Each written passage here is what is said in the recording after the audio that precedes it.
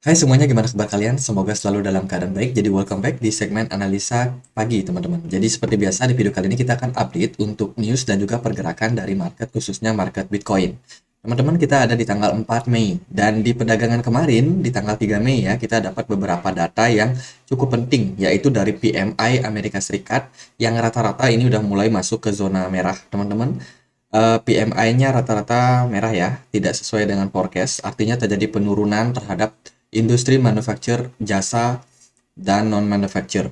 Ini tentunya merupakan berita yang kurang begitu bagus untuk perekonomian, khususnya di Amerika Serikat. Dan sementara untuk hari ini, teman-teman kita ada FOMC meeting dan sudah ada statement dan juga hasilnya. Hasilnya seperti apa? The Fed akhirnya resmi menaikkan suku bunga 25 basis point atau 0,25% di pertemuan FOMC yang baru saja selesai dini hari tadi. Dan sekarang kita tinggal melihat aja seperti apa isi dari conference mereka. Jadi ini adalah statement yang diluncurkan atau yang diberikan oleh Jerome Powell setelah memutuskan untuk naikin suku bunga. Jadi kurang lebih kalau kita lihat daripada statementnya dia melihat kepada kondisi dari data-data ekonomi yang sudah diluncurkan sebelumnya, teman-teman. Dan menurut Jerome Powell mereka masih bakalan tetap memaksimalkan, ini dia bilang ya, komite melihat bahwa em, ketenaga kerjaan atau ya ketenaga kerjaan itu masih cukup bagus dan dia akan berusaha untuk memaksimalkannya. Inflasi sesuai dengan target 2% ini masih akan menjadi proyek long run mereka, long run. Jadi membutuhkan waktu yang cukup panjang, teman-teman. Jadi The Fed sendiri sebenarnya dalam statementnya masih hawkish ya. Jadi dia mengatakan bahwa gimana dengan industri perbankan yang kemarin udah beberapa kolaps. Dia bilang bahwa kondisi di sektor US banking itu masih dalam sistem yang is sound and resilient, masih bagus, masih kuat, teman-teman. Jadi The Fed bilang kayak gitu. Bayangin, setelah beberapa bank udah mulai terkapar, The Fed masih berani bilang kalau sistem perbankannya masih bagus. Jadi ini mungkin semacam alasan yang diutarakan oleh Jerome Powell supaya dia masih bisa naikin suku bunga demi untuk menekan inflasi sampai kembali 2% sesuai dengan goals mereka di awal. Jadi statementnya cukup mengejutkan, teman-teman. Terus juga dia bilang bahwa sebenarnya GDP kita itu masih masih dalam tren, ya masih dalam tren, tapi sebenarnya sih sudah turun ya, udah di bawah tren dan turun sampai 0,9%. Ini mengindikasikan bahwa sebenarnya perekonomian Amerika ini nggak baik-baik saja. Tadi kita udah lihat data ya soal manufacture dan juga non manufacture PMI-nya itu jelas terjadi penurunan dan GDP-nya kemarin juga sama drop, teman-teman. Dan ini sebenarnya mendekati resesi ini. Nah, jadi ini yang poin pentingnya. Amerika mendekati resesi, artinya adalah akan ada aset yang dipilih menjadi aset yang hedge terhadap inflasi, terhadap resesi. Apakah itu? Nah, itu kebanyakan orang yang berspekulasi gold. Jadi semakin meningkatnya potensi daripada resesi, itu akan meningkatkan harga gold atau emas in the long term atau mid term. Jadi mungkin jangka waktu menengah emas akan sangat diuntungkan. Satu lagi, Bitcoin juga mungkin berpeluang. Jadi nggak heran kalau setelah statement ini mungkin market akan bergejolak. Entah itu Bitcoinnya naik atau mungkin masih dalam posisi koreksi kemudian naik. Jadi itu beberapa ya spekulasi lah bisa dibilang yang terjadi pada market karena mengantisipasi adanya resesi. Kan orang-orang investor ini bukan orang-orang bodoh ya. Mereka pengen mengamankan dana mereka. Tapi kemana mereka harus amankan? Kalau ke saham kayaknya susah karena saham berhubungan sama ekonomi. Sementara ekonomi lagi hancur, teman-teman. Ya, jadi kemungkinan sih ke komoditi. Nah, itu yang teman-teman harus note di sana. Jadi overall sebenarnya statementnya masih cukup hawkish kalau menurut saya dan kedepannya ya mereka bilang sih mereka bakalan tetap untuk melihat kondisi ekonomi. Di samping itu juga mereka ada kemungkinan bakalan menetapkan kebijakan ini selama inflasi masih belum turun, selama mungkin sudah berada pada tingkat yang cukup ketat untuk menurunkan inflasi. Jadi selama inflasi masih terus naik, mereka akan tetap sama kebijakan ini. Jadi itu statement pentingnya. Jadi kita harus lihat lagi sepertinya bulan depan inflasi turun apa naik. Karena ini akan berdampak sama kebijakan-kebijakan dari The Fed berikutnya. Harapannya sih The Fed nggak naikin suku bunga lagi ya. Meskipun inflasi masih cenderung tinggi dan potensi resesi juga masih tinggi, tapi ternyata ya Jerome Powell masih cukup hawkish. Jadi itu beberapa kesimpulan yang mungkin bisa aku sampaikan pada video kali ini. Dan ya kurang lebih itulah statementnya teman-teman. Kita akan masuk ke berita-berita yang lain ya. Mungkin ada berita yang lebih seru.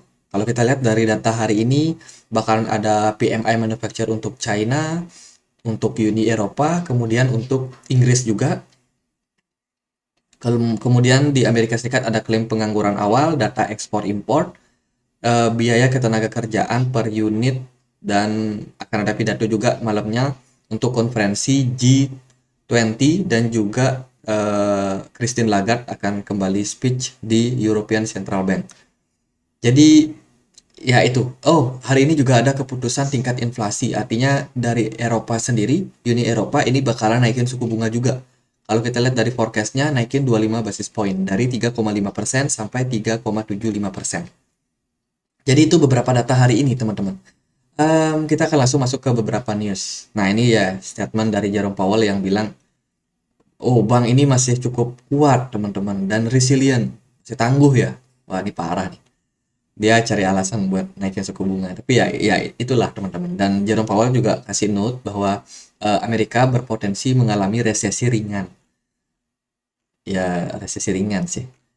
Dia bilang seperti itu dan masih tetap concern sama fokusnya dia, yaitu menurunkan suku bunga sampai 2%.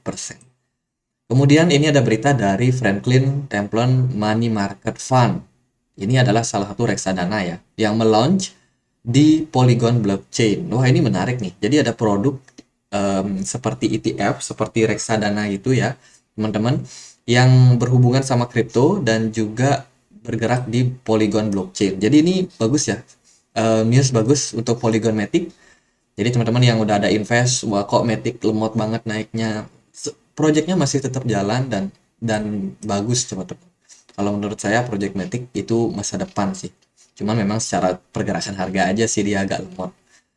Nah, ini masuknya salah satu perusahaan hedge fund, manajer investasi ke dunia blockchain, apalagi itu di Amerika Serikat, ini menandakan bahwa keterbukaan perusahaan-perusahaan tersebut dan melihat potensi daripada blockchain, daripada kripto, dan kedepannya bakalan makin banyak lagi perbankan ataupun industri keuangan yang akan masuk ke market.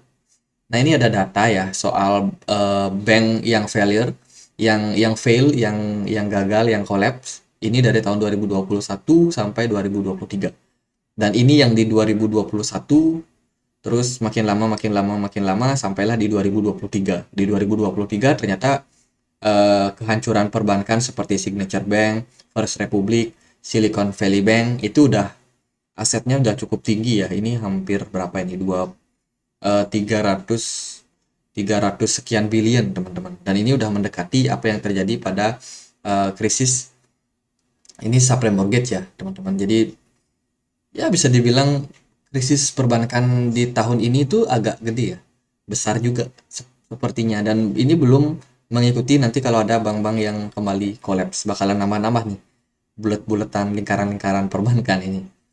Jadi ya itu teman-teman. Terus Bitcoin jump nearly 70% US default. Nah, ini berita soal US default ya.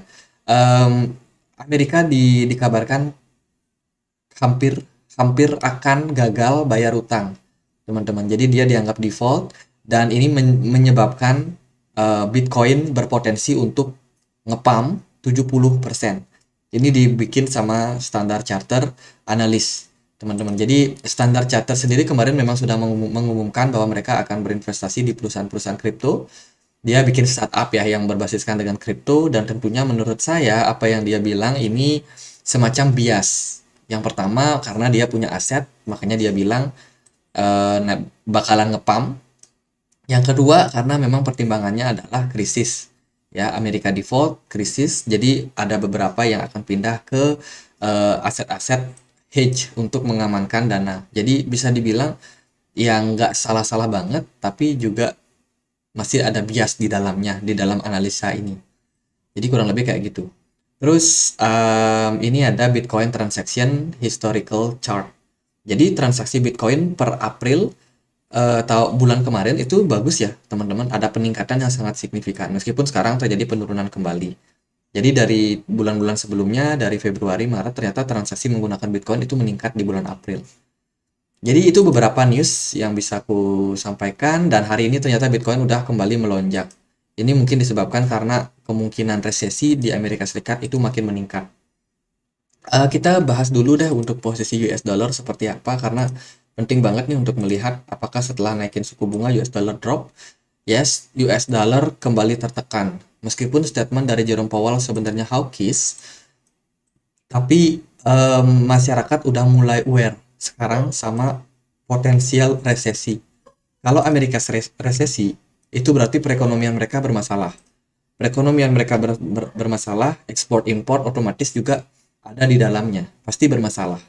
Kalau ekspor impor bermasalah, perekonomian di sana bermasalah, itu berarti kekuatan dari ekonomi mereka menurun. Kekuatan ekonomi mereka menurun, mata uang mereka juga menurun. Dan ini tercermin pada posisi dari US dollar. Ya, udah mulai turun lagi nih teman-teman. Dan ini tentunya seperti yang kita sudah sampaikan, ini dimanfaatkan oleh gold buat naik. Gold hari ini ngepump 1% lumayan, kemudian Bitcoin pun menjelang 1% juga. Ada sedikit kenaikan, karena memang dari market sendiri ini udah berspekulasi bahwa resesi bakalan datang. Tadi kita udah lihat statementnya bahwa Jerome Powell pun mengakui kemungkinan resesi bakalan datang. Resesi kecil ya, dia bilangnya kecil, tapi ujung-ujungnya kemungkinan besar. Jadi ya itu, dan juga ini rate cuts atau pemotongan suku bunga ini bakalan tidak terjadi kalau inflasi masih tinggi. Jadi wah, ini statement yang cukup hawkish sebenarnya dari Jerome Powell. Dan karena meningkatnya potensi daripada resesi, akhirnya Bitcoin hari ini survive. Kalau kita lihat dari S&P 500 udah terjun juga. Ya, berarti narasi di market yang sedang dibangun saat ini adalah Amerika mau resesi, dilihat dari beberapa indikasi. Dan ini meningkatkan kemungkinan aset-aset akan berpindah ke komoditi seperti emas, mungkin juga ke Bitcoin. Nah, sekarang Bitcoin kan udah bagus nih, pergerakannya udah naik ke 29.000. Apakah teman-teman ada yang ambil barang kemarin? Atau ada yang masih nunggu di 26.000? Nah, kita akan coba lihat ya. Sebenarnya kemarin closing time frame daily dari Bitcoin ini cukup bagus. Ya, nggak jelek-jelek amat lah, teman-teman. Tapi ini sebenarnya bukan tanda reversal kalau menurut saya. Jadi, koreksi yang terjadi kemarin itu kemudian diimbangi dengan satu candle hijau lagi. Ini menandakan bahwa sebenarnya buyer masih cukup antusias dalam hal membeli Bitcoin mereka, mengakumulasi Bitcoin mereka. Terbukti memang volume perdagangan kemarin ketika banyak market pada wait and see, itu justru Bitcoin bagus ya trennya. Dan hari ini juga dilanjutkan oleh satu penguatan karena memang beberapa data seperti statement dari Jerome Powell tadi juga itu memberikan kepercayaan terhadap market kalau market ini sekarang mau resesi, kalau dunia mau resesi, dan mereka butuh untuk menyimpan aset mereka di tempat yang aman. Kalau kita perhatikan dari segi pergerakan di MACD sendiri, histobarnya udah golden cross. Ini menandakan bahwa Bitcoin kemungkinan bakalan nanjak, bergerak naik dalam beberapa waktu. Jika kita perhatikan dari volume smart money udah mulai muncul satu bar, teman-teman. Ini juga memberikan kita indikasi bahwa Wheels sendiri ini udah mulai kembali aktif dalam melakukan transaksi di Bitcoin. Kemudian volume perdagangannya naik di 4 jam terakhir, which is sebenarnya bagus. Lalu gimana nih proyek pergerakan dari Bitcoin? Nah, katakanlah Bitcoin ternyata hanya bergerak korektif. Itu berarti kita ada kemungkinan ya, meskipun ada kemungkinan juga Bitcoin turun, tapi kemungkinan yang muncul saat ini adalah Bitcoin bergerak di dalam sebuah triangle ini, teman-teman. Jadi ini aku hapus dulu, ini aku hapus dulu. Jadi ada kemungkinan untuk posisi saat ini Bitcoin hanya korektif sideways saja. Nah, kalau demikian, maka kemungkinan Bitcoin untuk lanjut turun ke 26.000 ataupun ke 25.000 ini agaknya akan terancam tidak terjadi.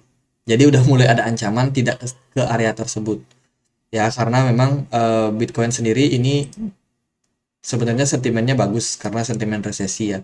Jadi kemungkinan adopsi terhadap Bitcoin atau akumulasi terhadap Bitcoin masih akan tetap berlanjut. Jadi ada kalanya kita harus melihat Bitcoin seperti ini. Sideways, kemudian entah dia naik atau dia breakdown. Jadi sepertinya dalam jangka waktu pendek, Bitcoin masih akan berpeluang untuk bergerak sideways di range ini. Mungkin dia nggak akan dump dalam. Mungkin di 29.700 sampai dengan 27.900. Mungkin dia akan bergerak dalam range tersebut, teman-teman. Kemudian dari BTC Dominance hari ini ada sedikit penurunan ya. BTC Dominance-nya udah mulai kendor, beberapa altcoin udah mulai hijau seperti Ethereum, Shiba udah mulai hijau, Loops yang kemarin sempat drop naik lagi teman-teman. Kemudian GRT juga, Matic. Nah, ini Matic sentimennya bagus setelah dari manajer investasi Franklin Templeton itu udah mulai mengadopsi di jaringan Polygon. Ya itu sih, beberapa Conflux juga udah mulai naik dan beberapa koin yang kemarin turun juga udah mulai bagus pergerakannya. Jadi untuk hari ini sepertinya bakalan positif, cenderung sideways ya, sideways tapi cenderung positif karena memang statement dari Jerome Powell yang masih hawkish tersebut. Wah, ini menarik, market sepertinya berubah arah. Tapi ya itulah yang namanya market, kita cuma bisa melihat, oh ini market bakalan kemana, dan antisipasinya seperti apa. Jadi gitu aja deh, semoga pembahasan di video kali ini bisa bermanfaat. Dan akhir kata saya Andri, makasih.